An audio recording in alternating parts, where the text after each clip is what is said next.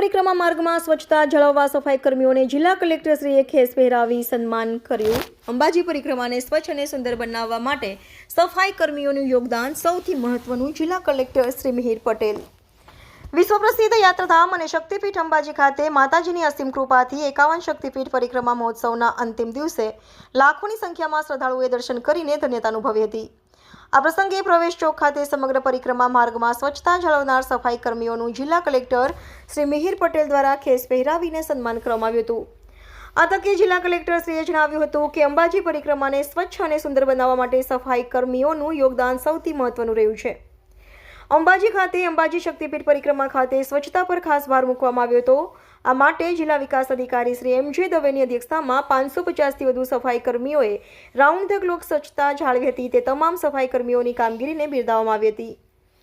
અંબાજી ગબર ખાતે એક જ જગ્યાએ 51 શક્તિપીઠોના દર્શન કરવાનો લાવો મળતા સમગ્ર રાજ્યમાંથી લાખોની સંખ્યામાં યાત્રિકો ઉમટી પડ્યા હતા।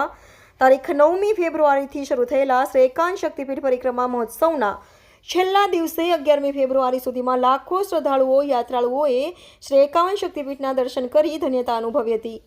3 દિવસીય આ મહોત્સવ દરમિયાન પરિવહન, પરિક્રમા, ભોજન, પ્રસાદ, વિસામો, પાણી, આરોગ્ય, વીજળી, કાયદો વ્યવસ્થા અને સ્વચ્છતા સહિતની નિઃશુલ્ક વ્યવસ્થાઓનું સુંદર આયોજન કરવામાં આવ્યું હતું, જેની જવાબદારી નિભાવનાર તમામ કર્મચારીઓને પણ સન્માનિત કરાયા હતા।